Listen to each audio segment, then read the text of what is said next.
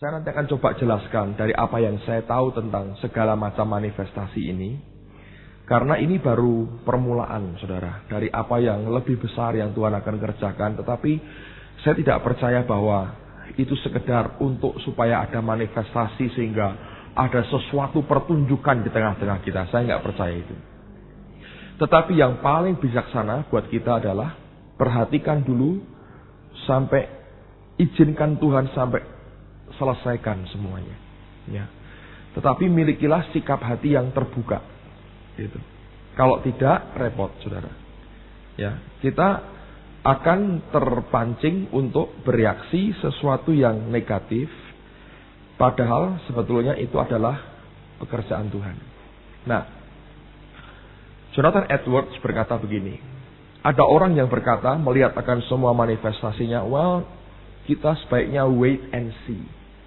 Tunggu dan kita lihat aja, ya. Lalu dia berkata begini, orang yang wait and see itu seperti orang yang duduk di tepi sungai dan dia menantikan sungai itu berakhirnya seperti apa. Ini kok ada air, ya. Ini air ini akan akhirnya seperti apa? Dan dia berkata seperti orang yang duduk dan dia menyaksikan air itu mengalir. Dan dia berkata dua kemungkinan. Yang pertama, air itu tidak berhenti mengalir. Dan dia tetap duduk dan tidak menikmati akan air itu.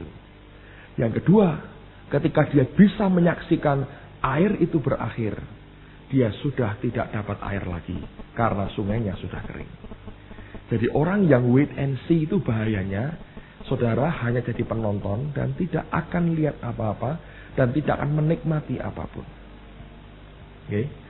Jadi itu merupakan bahayanya. Nah, yang paling baik apa? Membuka hati kita untuk Tuhan kerja. Tetapi makanya fondasi hidup kita, firman dalam hidup kita mesti kuat, mesti solid, stabil. Nanti saudara akan mengalami semuanya itu. Nah, izinkan saya menjelaskan gini, saudara ya. Saya akan coba jelaskan semaksimal saya bisa. Karena memang ini toh memang barang baru ya. Jadi saya juga belum bisa nangkap sepenuhnya sebetulnya apa yang sedang Tuhan kerjakan. Tapi secara garis besar kira-kira begini, saudara. Penjelasannya kira-kira begini. Ini adalah manusia luar kita. Oke. Ini manusia jasmani kita. Termasuk diantaranya adalah jiwa kita dan tubuh kita. Saya gabungkan jadi satu aja. Ini ada pikiran, ada perasaan di sini, ada kehendak, lalu di dalamnya ada juga tubuh. Ya, tubuh kita. Harusnya adalah tubuh dan ini jiwa. Tapi saya gabungkan sebagai manusia luar kita, manusia jasmaniah kita. Ya, kita sebagai manusia itu di sini. Di dalam kita ini ada lagi manusia yang lain, yaitu roh kita. Ada orang berkata itu inner man. Manusia batiniah kita. Paulus berkata, Holy Spirit itu saya sering kali katakan strengthen our inner man, menguatkan akan roh kita. Sehingga di samping ada inner man ini, itu juga ada Roh Kudus di sini.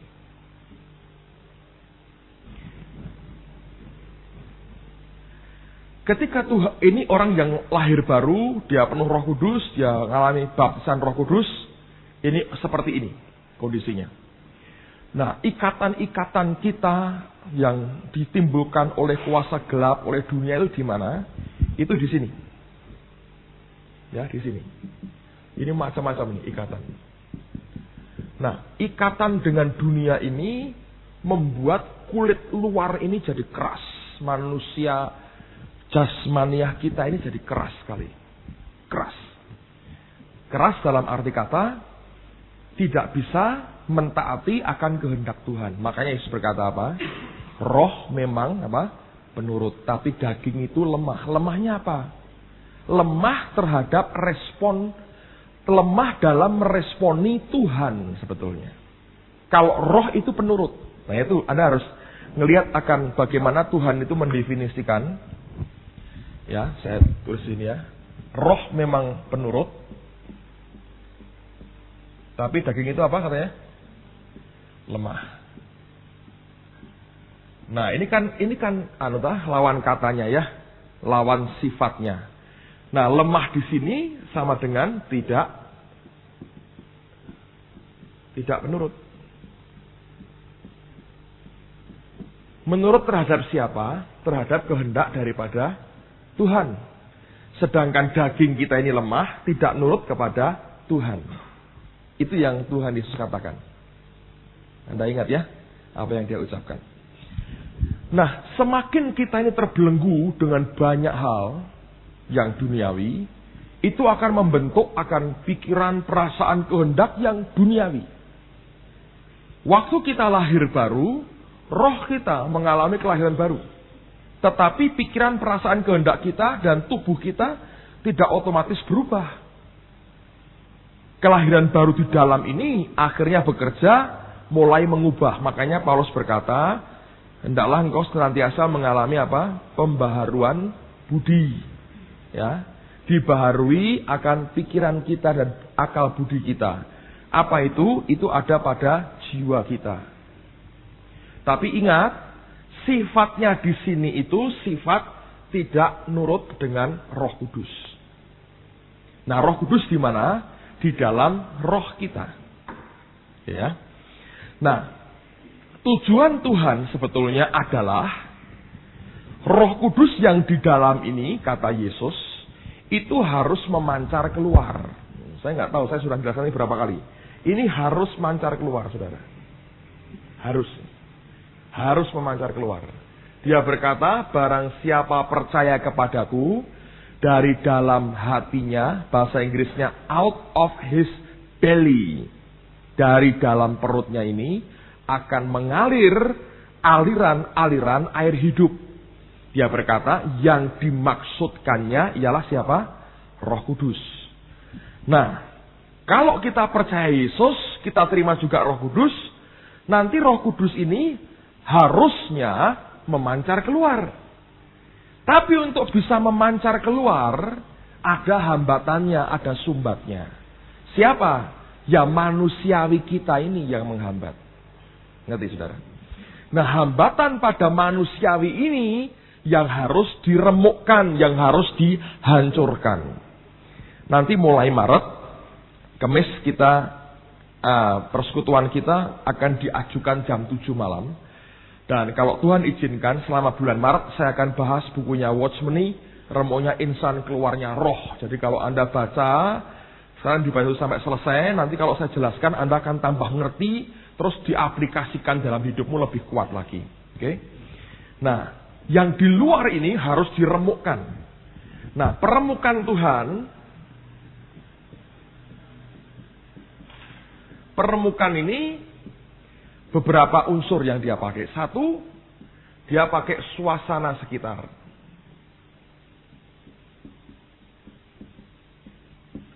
Ini bisa lewat orang-orang di sekitar kita, lewat keadaan, lewat segala macam. Tujuannya menggoyahkan ini. Ini kan punya benteng, punya tiang-tiang yang kuat. Dicoba, diizinkan banyak hal terjadi, supaya kita ini goyang. Goyang dari mempercayai yang ini. Saudara kalau belajar politik ya, yang dikerjakan banyak orang. Kenapa misalnya seperti di beberapa negara itu, orang mensabot akan ekonomi suatu negara. Contoh, dengan memasukkan barang-barang palsu, barang-barang selundupan dimasukkan. Dengan nyetak uang palsu sebanyak-banyaknya dimasukkan negara itu. Tujuannya apa tuh? Menggoyahkan pemerintahan. Supaya rakyat tidak lagi percaya kepada pemerintah yang berkuasa. Nanti, kalau rakyat sudah tidak percaya, rakyat akan cari alternatif kekuasaan lain. Lah nanti dalang yang tukang goyangkan ini akan teriak, aku punya alternatif. Gitu, itu politik, saudara. Nah, Tuhan tidak main politik, dia terang-terangan. Terang-terangan dia mau berkata, keadaan semua diizinkan kita alami, supaya apa? Supaya ini goyang kekuatan kita. Nah, titik puncaknya nanti kalau kita sudah bisa menerima dalam roh kita, perkataan Yesus, tidak ada manusia yang baik. Atau seperti Paulus berkata, dalam diriku sebagai manusia, tidak ada yang baik.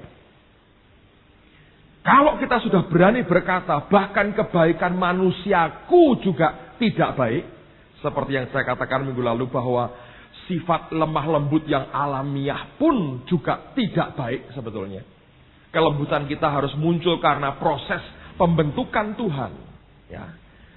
Karena orang yang lemah lembut secara alamiah itu kalau disuruh menghardik oleh Tuhan orang lain tidak berani. Ya kan? Jadi tetap lemah, tidak responsif terhadap keinginan roh Tuhan. Nah, Allah menggunakan suasana sekitar untuk menggoyahkan. Yang kedua, dia pakai yang namanya firman Tuhan. Saudara dan saya terima banyak sekali toh firman Tuhan yang Allah ajarkan kepada kita, yang mengajari kita untuk nyangkal ini, sangkali.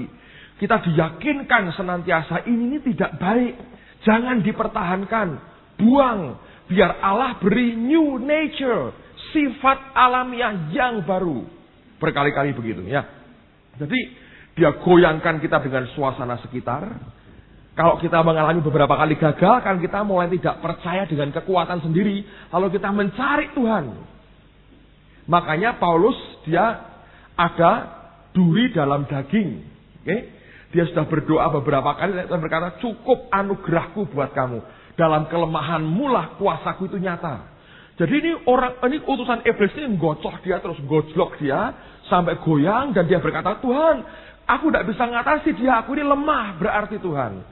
Nah, ketika dia berteriak, dia lemah, kuasanya nyata. Kenapa? Waktu ini runtuh, yang di sini keluar, saudara. Roh ini memancar keluar.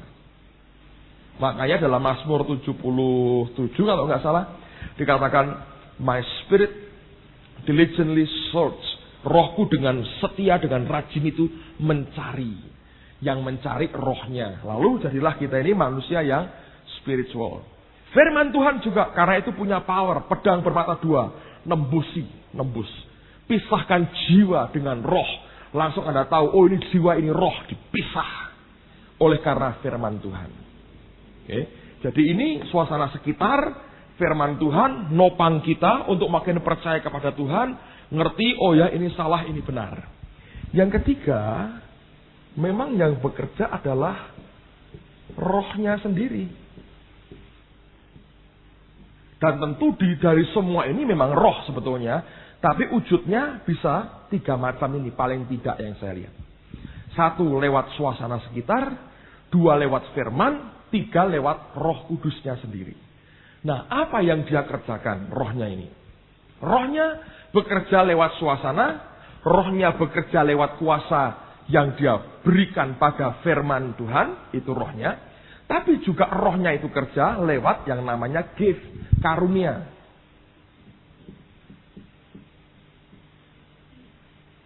Karunia dan yang kita kenal juga dengan berbagai manifestasi. Kalau roh Allah mulai kerja, misalnya nubuatan, ada orang dinubuati persis dengan keadaannya. Itu membuat pikiran, perasaan, kehendaknya yang tadinya duniawi tercengang. Lihat kebesaran Tuhan. Oh Tuhan. Lalu membuka, pikirannya terbuka. Perasaannya mulai terbuka dengan Tuhan. Kehendaknya mulai terbuka. Nah, begitu terbuka, dia akan desak terus. Ngerti saudara ya? Kesembuhan misalnya. Orang lihat, waduh Allah luar biasa.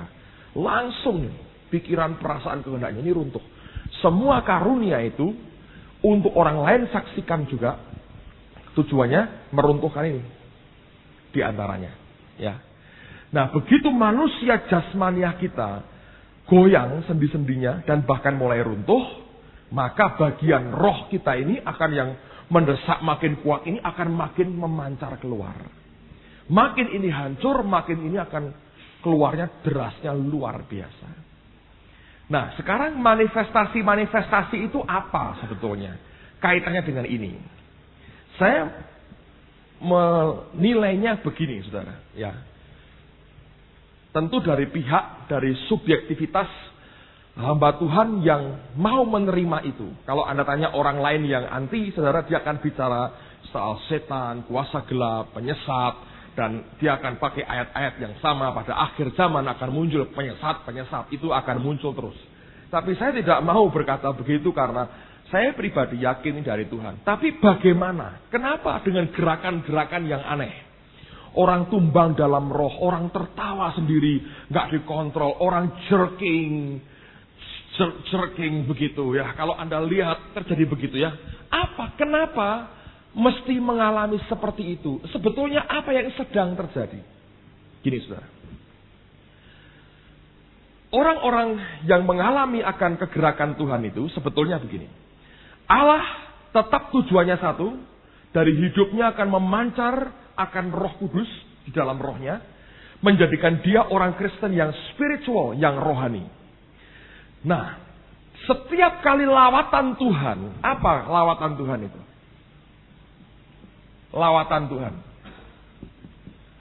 Ada orang berkata ini revival. Ada orang berkata renewal.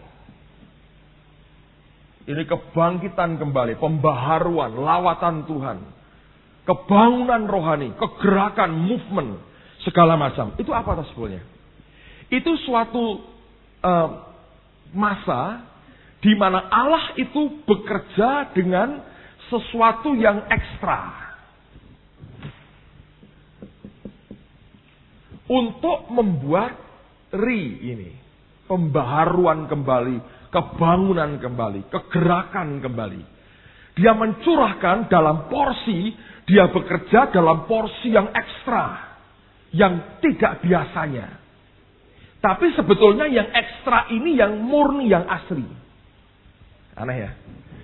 Jadi yang kita katakan biasa-biasa sekarang ini, kalau ini misalnya target ya, yang kita kenal sebagai Kristen yang selama ini ada, itu kira-kira di sini. Tapi yang murni aslinya Kristen itu di sini. Oke. Nah, renewal ini memberi anugerah yang begitu limpah untuk menarik ini naik lagi. Sebisanya sampai pada puncak daripada standarnya Tuhan. Seperti zaman gereja mula-mula, bahkan akhir zaman Alkitab berkata itu bukan hanya hujan awal, tapi hujan awal dan hujan akhir. Double. Sepertinya begitu. Nah, setiap ada pembaharuan, renewal, itu yang turun namanya adalah anugerah. Grace. Nah, anugerah dalam bentuk apa? Lawatan Tuhan. Nah, lawatannya itu lawatan yang begitu rupa sampai mempengaruhi akan tubuh kita. Baik oleh karena apa yang dia kerjakan dari luar, dia hembuskan kepada umatnya. Tetapi juga roh yang di dalam ini bergerak, saudara. Ngerti? Kalau nggak ada apa-apa, Roh Kudus yang di dalam ini ya sejalan aja dengan permuaan yang di sini. Tetapi kemudian ketika pembaharuan terjadi, waktu Tuhan sampai, gereja harus mengalami kebangunan, gereja harus dipulihkan kembali, roh yang di sini, ingat tetap Tuhan loh. Ini bukan bangsa tuyul, saudara. Tuhan yang dalam roh kita, yang berdaulat, yang maha besar. Itu mulai bahasa Jawanya ngulet, saudara. Nah, waktu dia bangun begini, dia mau bangun karena dia ingin segera membuat kita ini memuliakan Yesus. Jenuh dengan tekanan yang ada, seperti Anda dikurung dalam sel. Ya, saya berkata aku ingin merdeka tapi ini terbelenggu terus. Roh dalam kita ini terbelenggu luar biasa. Oleh apa? Kedagingan kita. Oleh karena apa? Manusiawi kita. Nah, waktu dia mulai berkata, aku mau keluar. Terjadi setiap kali ada renewal, pembaharuan. Kalau Kristen itu mulai flat lagi, datar lagi, biasa-biasa, kok bisa gitu? Kenapa? Dagingnya kuat. Setiap kali daging kuat lagi, tekan lagi rohnya. Tapi setiap kali orang Kristen mulai mencari Tuhan. Mulai mencari Tuhan. Selalu, makanya kalau Anda perhatikan, dalam setiap revival, itu mesti ada orang-orang yang bayar dengan doa. Sembahyang cari Tuhan. Jerit. Seperti saya berkata, tempat tidur terlalu pendek, selimut terlalu sempit, dan dia mulai teriak. Menggeliat, dia berkata, aku butuh ruang gerak lagi. Roh di dalam gereja itu mulai sudah gerah dengan apa yang ada, dan dia mulai bergerak. Sementara itu, yang di sini belum selaras dengan yang di sini. Nah, gerakan di dalam ini, dalam roh ini, menimbulkan reaksi kepada manusia luar kita. Dan reaksi itu bisa macam-macam. Sebagian kena pada emosinya, orang bisa teriak, orang bisa nangis, orang bisa meledak, sukacitanya, ketawanya meledak, karena kesentuh. Saudara, saya beritahu ya, dalam tubuhmu ini ada saraf-sarafnya ya. Ini saraf apa gitu. Nah, itu kalau kesentuh di situnya, itu bereaksi. Kenapa Anda tertawa? Ada saraf tertentu yang tergelitik terus guyu, saudara. Makanya kalau diitik-itik di sini, nah di sini diitik nggak guyu, saudara. Ya nggak bisa, ini kok tidak bisa. Tertentu loh, ini contohnya loh, contohnya. Gitu, coba rambut diitik-itik rambut sampai tangannya buntung ya nggak bisa guyu. Rambut kok diitik-itik nggak bisa. Artinya ada saraf tertentu. Nah itu kalau Roh Kudus di dalam itu di luar atmosfernya begitu kuat, dan di dalam dia berkata sudah waktunya, selalu dia mau begitu sebetulnya. Ini yang membuat reaksi kepada tubuh kita. Itu sebetulnya. Nah kok macam-macam? Ya memang macam-macam, wong. Tubuhmu bisa macam-macam kok. Engkau bisa jempalitan, bisa gulung-gulung, bisa teriak-teriak, bisa nangis-nangis. Sejauh yang tubuhmu bisa buat dengan apa yang Allah beri ini, bisa kesinggung, kena gitu langsung, saudara. Ya kan? Dan itu kegerakan yang dari dalam. Nah, yang orang susah nangkap, alasannya apa kok guyu? Nah, saya beritahu, kalau Anda ditanya, Alkitab berkata, the joy of the Lord is my strength. Sukacita yang dari Tuhan, yang tanpa alasan. Alasannya mah Tuhan. Nah, ngapain? Nggak ngapain, Tuhan alasannya. Nah, kalau orang bertanya, alasannya apa ketawa? Orang itu hanya bisa ketawa kalau ada reasonnya. Kalau dunia ini bisa memberikan sesuatu yang nikmat, dia bisa tertawa. Tapi kalau hanya punya Tuhan, dia nggak bisa tertawa. Saudara bisa ngerti yang saya maksudkan ya? Ketika Roh Kudus di dalam kita, Anda jangan pikir loh, Roh Kudus itu diam aja. Tidak. Dia kerja. Terus kerja. Dorong kita. Siapa yang memberikan kita dorongan yang kuat untuk masuk ke belakang tabir yang saya bacakan Ibrani pasal 6 kemarin? Ya Roh Kudus toh. Ya kan? Dia berikan kasihnya, dia berikan powernya kepada kita. Nah, setiap kali terjadi renewal, revival, selalu ditandai dengan manifestasi seperti itu. Nah, yang membuat kita sukar menerima adalah karena kita belum pernah lihat dan belum pernah dapat informasi bahwa ini bukan barang baru. Itu aja, saudara. Nanti kalau terjemahan saya itu sudah selesai dan hampir selesai, saudara akan tahu bahwa di banyak negara, di abad-abad yang lalu, orang sudah ngalami. Orang jerking begini ya, ada orang bernama Peter Cartwright. Orang ini pernah lihat dalam satu kebaktian, ada 500 orang jerking. 500. Kita lihat 1-2, kita heran ya. Bayangkan kalau 500 orang jerking. Dan sebetulnya itu adalah bentuk daripada kerinduan Tuhan untuk berkata ini mesti memancar keluar. Cuman kenyataannya toh hari ini ada banyak anak Tuhan yang memblokir, menghalangi akan pekerjaan roh di dalam kehidupannya sendiri. Kenapa orang bisa mabuk? Saya bacakan, karena Tuhan dan karena firman-Nya. Sebegitu luar biasa, sampai tubuh kita ini sebetulnya saudara, tidak sanggup kok menerima. Coba Anda bayangkan, dengar baik-baik. Kita ini manusia yang fana, ya. Kita manusia yang akan hancur. Tubuh kita ini tidak akan dipakai Tuhan. Dia akan berikan tubuh yang baru. Sekarang bayangkan, dengan tubuh dosa ini, kita ini nampung yang namanya Tuhan. Kok sanggup? Saya mau tanya. Padahal kalau orang manusia ini ketemu Tuhan, kira-kira mati gak? Mati. Lah kok kita sanggup? Kita berkata, Yesus di mana? Roh Kudus di mana? Ayo, jelaskan kepada saya. Kecuali ada, itu hanya keyakinan Pak. Dengan iman saja. Yaitu Kristen gombal saya bilang. Itu Kristen-Kristenan. Tidak Kristen yang sebenarnya. Bagaimana tubuh kita sanggup? Saya bilang. Sebetulnya nggak sanggup. Tapi ingat, Tuhan pernah jadi manusia. Namanya Yesus. Dia merendahkan diri. Dalam ukuran yang manusia bisa sanggup. Oke. Kenapa kita bisa terima Roh Kudus? Kita berbahasa roh. Kita nyembah dalam bahasa roh. Tapi kita nggak mati. Karena sebetulnya Roh Kudus belum kerja total. Kalau dia menyatakan diri sebagaimana Tuhan yang maha mulia, habis kita saudara.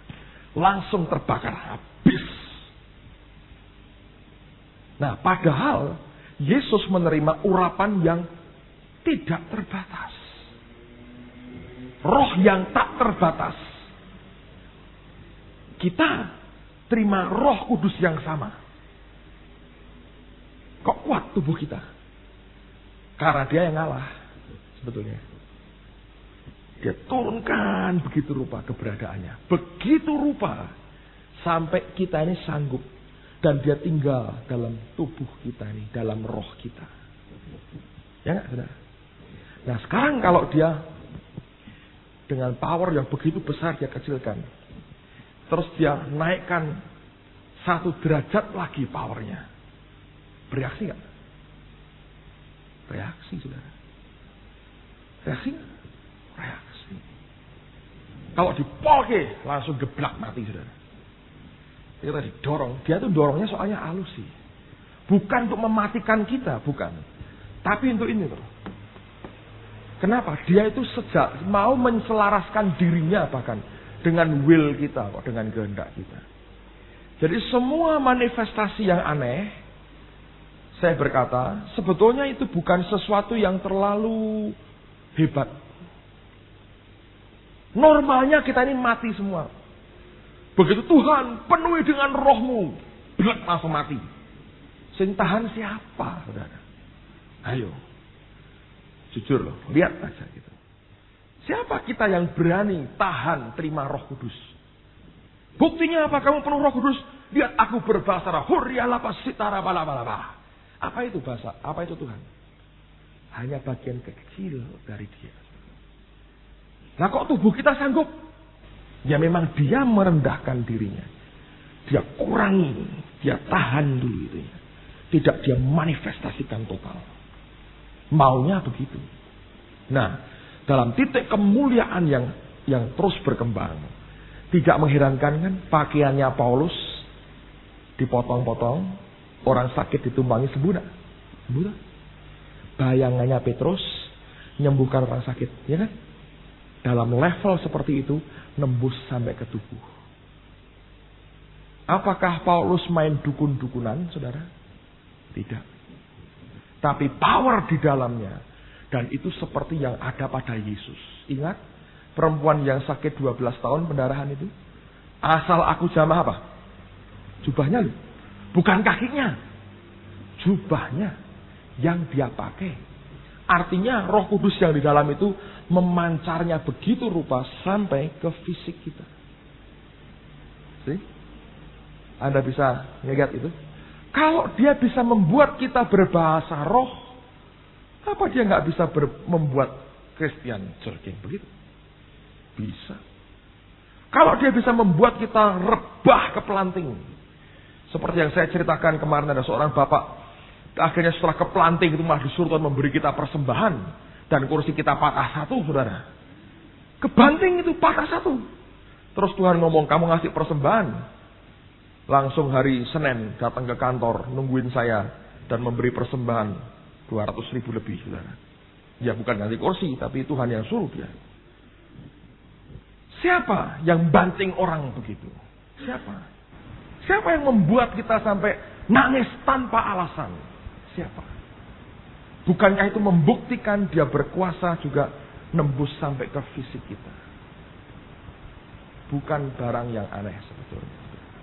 Bukan barang yang aneh. Lalu kita berkata, tapi kan Roh Kudus tertib. Oke. Tertib yang membuat tata tertibnya siapa? Roh Kudus apa saya? Kalau saya yang buat, oh Roh Kudus, nurutlah kepadaku. Tata tertib retret ini jam 10 harus selesai. Jadi lu kalau berbahasa roh jam 10 kurang 2 menit harus berhenti ya Roh Kudus ya. Gitu saudara. Itu namanya kurang ajar. Tuhan tetap Tuhan. Manusia tetap sebagai hamba. Yang tidak pernah bisa mendikte akan dia. Banyak orang tidak bisa memanggil dia Tuhan sebetulnya. Lord, Adonai, nggak bisa. Karena dia atur Tuhan dalam hidupnya. Yang paling bijaksana adalah jangan ngawur, ngerti firman Tuhan, tetapi beri tempat seluas-luasnya buat Roh Tuhan itu bekerja dalam hidup kita dan lewat kehidupan kita. Kalau tidak, saya mau beritahu saudara, saudara akan jadi penonton akhirnya. Tak bisa lagi. Karena engkau akan berkata, saya adalah wait and see. Oke. Wait and see. Edwards berkata, seperti orang menunggu sampai air di sungai yang mengalir itu berhenti dengan sendirinya. Dan dua pilihan. Kalau airnya nggak berhenti, sampai mati Anda nunggu, Anda yang nonton. Kalau airnya berhenti, saudara tidak akan dapat air lagi. Yang ada tinggal lumpur dan batu-batu dan kotoran. Ngerti saudara? Sekali lagi, ini bukan barang baru. Tapi ini sebetulnya adalah bagian dari apa yang Tuhan kerjakan. Goalnya apa sih? Goalnya membuat ini runtuh. Dia ganti dengan a new heart, a new nature. Itu yang kitab Nabi Yeremia katakan. Roh di dalam ini memancar. Memberkati orang sekitar kita. Membuat hati kita kembali berpaut kepada Tuhan.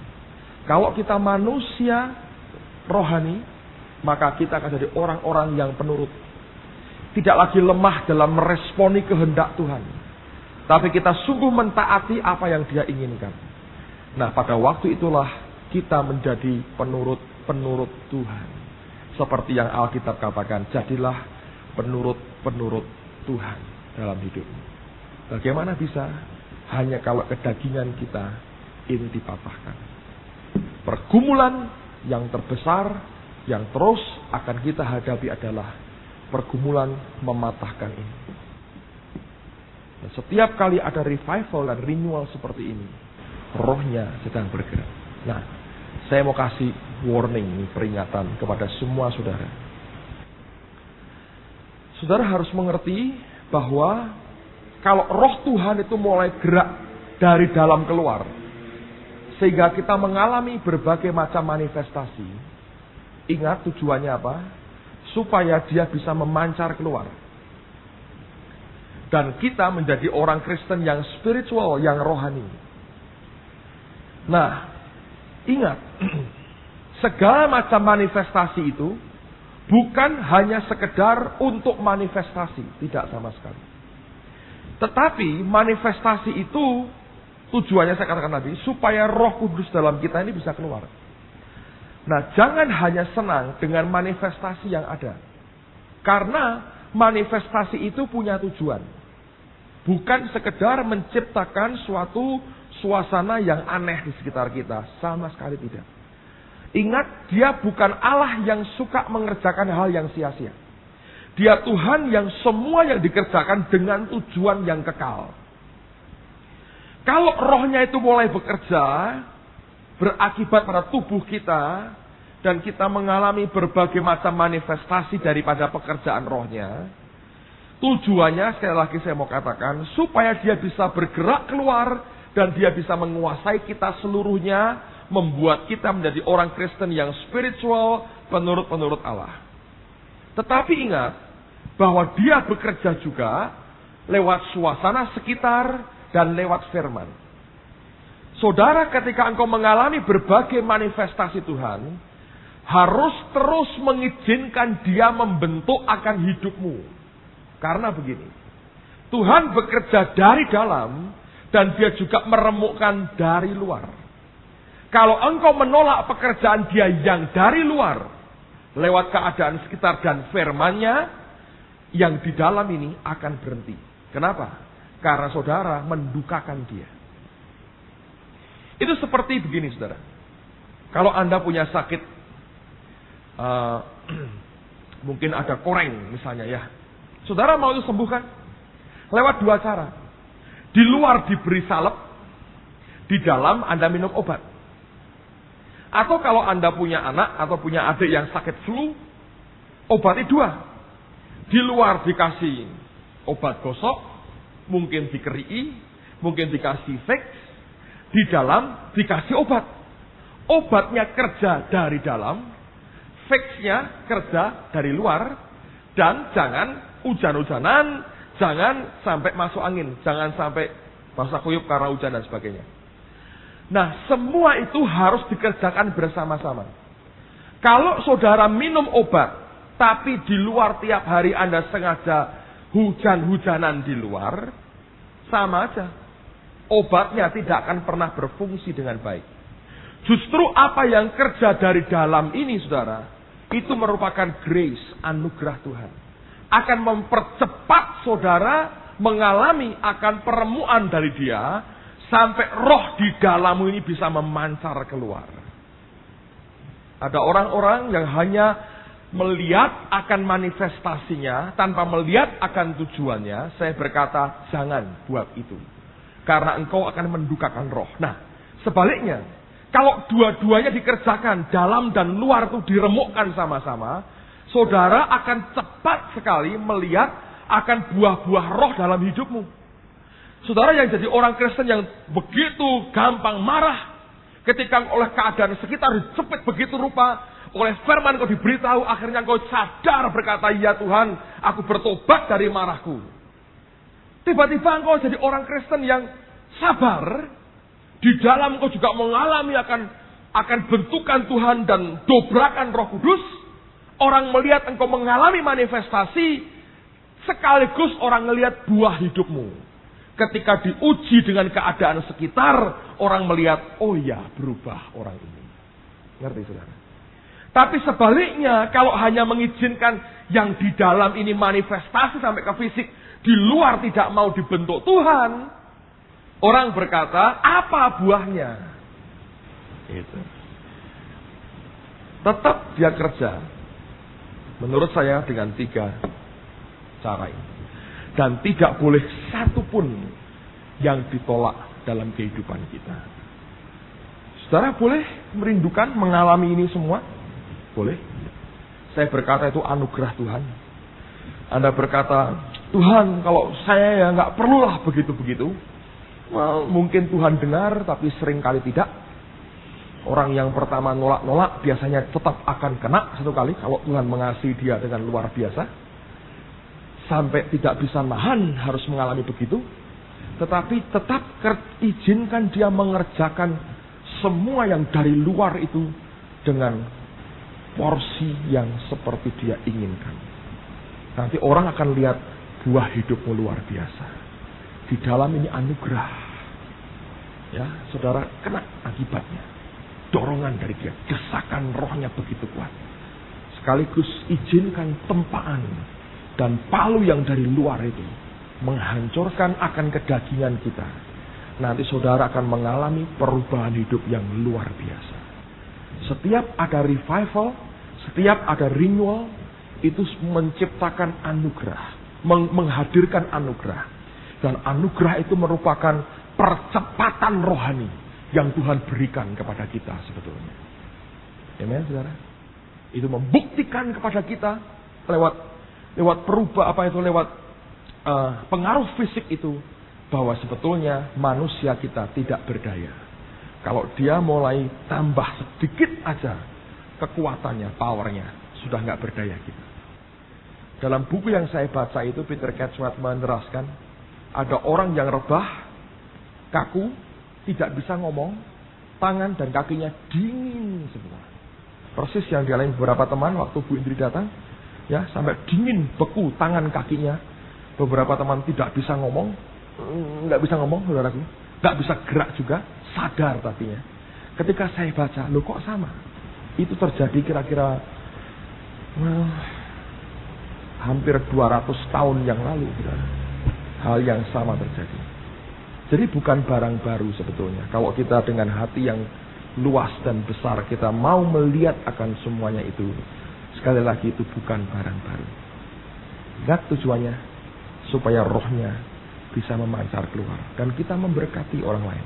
Dan kita akan jadi saluran air kehidupan Tuhan buat orang-orang di sekitar kita. Amen, saudara. Dan kita akan tahu pagi ini misalnya tidak ada orang yang tumpang tangan toh, ya. Dan tiba-tiba terjadi begitu. Nah, semua merasakan Tuhan hadir. Tidak ada orang yang merinding karena setan mampir, saudara. Mana berani dia? Semua kita tahu Tuhan hadir di tengah-tengah kita. Dan kemudian terjadi seperti itu. Tidak pernah diajarkan, saudara, ada gerakan baru dalam Roh Kudus, yaitu jerking 1, 2, tidak ada, saudara. Tidak ada. Itu muncul naturally, saudara, ya. Itu senam, kalau gitu ya, diajari senam itu. Pakai musik ya, 1, 2, 3, 4, nah. Itu senam menurut saya. No. Istri saya ngalami begitu.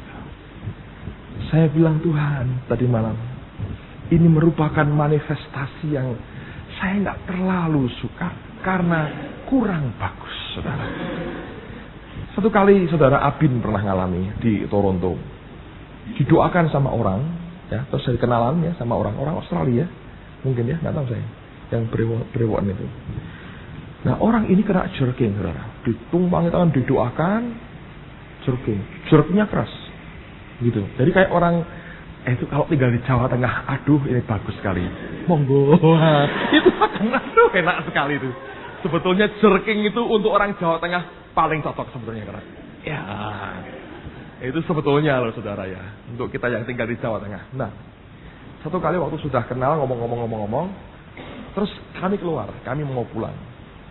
Nah, sampai di depan dari ke gereja dekat pintu mau keluar. Ini orang ini tidak keluar juga di belakang kami.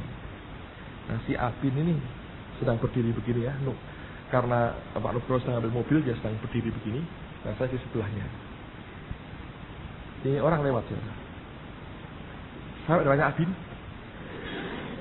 Nah, yang Abin ya bingung. Saya lihat mau diginiin dia nggak jerking. Ini jerking atau mantuk memberi hormat. Tapi saya ingat firman Tuhan, saling mendahului dalam memberi hormat. Oh, itu bagus sekali. Jerking itu bagus sekali. So please, kalau Anda belum bisa mendahului memberi hormat, Anda minta dihormati dulu, terimalah jerkingnya Roh Kudus. Anda akan jadi orang yang langsung Alkitabiah. Tidak ada apa-apa. Begini, ketemu musuhmu, waduh, didamaikan. Wah, orang berkata ini hebat. No, itu guyonan saya, saudara. Tapi saya mau katakan banyak hal yang aneh yang terjadi ya. Saya tadi ceritakan beberapa teman lihat itu. Ada orang manifestasinya lompat-lompat. Lompat-lompat, saudara.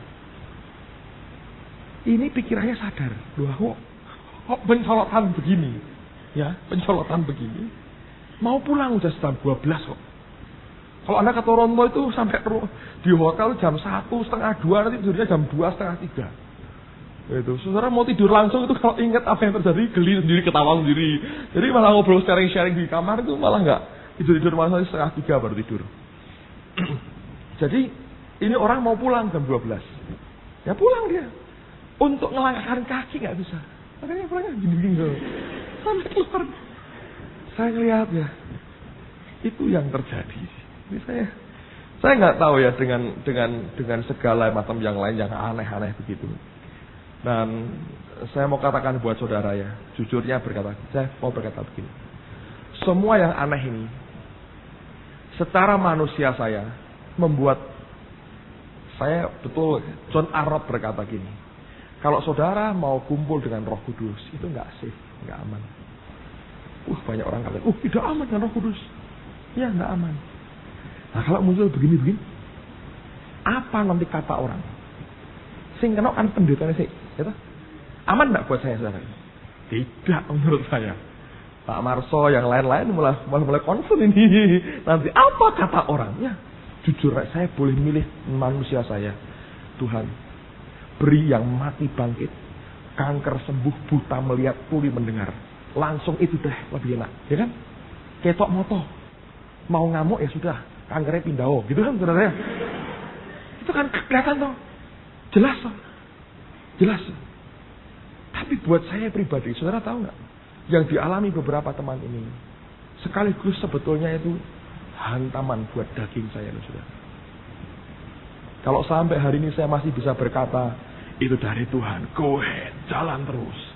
Sebetulnya saya sedang menyalibkan daging saya sendiri. Karena secara manusia, orang pertama yang akan kena ya saya sendiri. Kita pasti dong. Pasti. Balik foto-foto dulu tambah karuan Petrus Agung. Ya, sudah kadung begitu-begitu. Setahun ini sudah dihabisin orang, dimaki-maki orang. Dulu guyu-guyu dewe, orang karuan, mesti kan gitu. Siapa yang akan marah pada saudara? Ya mungkin keluargamu. Tapi keseluruhan sebagai pribadi, pendeta, gembala sidang, kena duluan. Saya sih kalau boleh milih, saya akan milih yang orang mati bangkit, ya walaupun kita pernah mendoakan dan belum bangkit. Orang sakit disembuhkan, buta melihat, tuli mendengar, itu lebih safe buat saya. Udahlah lebih safe. Kalau usah promosi, dalam waktu singkat kita bisa punya puluhan ribu jemaat setiap minggu begitu. Pasti toh. Hasan minta beli semua, orang tidak perlu gitu. Pasti. Tapi itu kan karep saya. Lah Tuhan caranya ya sendiri-sendiri. Ya sudah. Mau caranya Tuhan mau begitu. Apa yang saya bisa? Ngerti nggak saudara? Jadi saya waktu berangkat ke Toronto itu juga saya itu dalam hati saya ini sebetulnya ada. Tuhan, aku berangkat, aku tahu Engkau yang suruh. Tapi aku dengar itu aneh-aneh di sana. Bagaimana kalau itu terbawa sampai saya pulang? Saya juga tidak pengen sih bawa apa sih? Saya bawa kaos Toronto, saudaraku. $40 yang saya bawa oleh-oleh untuk saya sendiri. Yang lain saya bagi-bagi. Sebagian Anda terima, sebagian tidak. Tapi saya mau katakan jujurnya, saya bukan orang yang demen dalam arti kata daging saya juga berkata, wah ini hebat. Saya tahu resikonya kok saudara. Tapi saya lebih takut kepada Tuhan. Dan saya lebih menghargai apa yang Tuhan sedang kerjakan di tengah-tengah kita. Gitu? Siapa yang nyuruh? Seperti ini misalnya. Sedikit kebalik nih. Kebalik. Kenapa?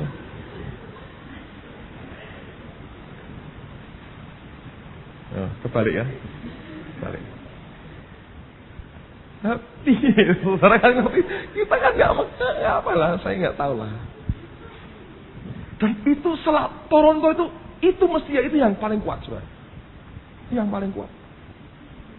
Datang ke sana pulang mesti itu podo itu nular. Heran. Saya didoakan John Arnott enggak? Rasanya pernah sekali. Sekali itu rasanya atau 2 kali, enggak tahu. Tapi yang lain-lain ya orang-orang biasa yang doakan saya. Ya saya ya ditanya pulang bawa apa ya, nggak tahu saya. Ya, saya tidak ingin jujur ya secara manusia.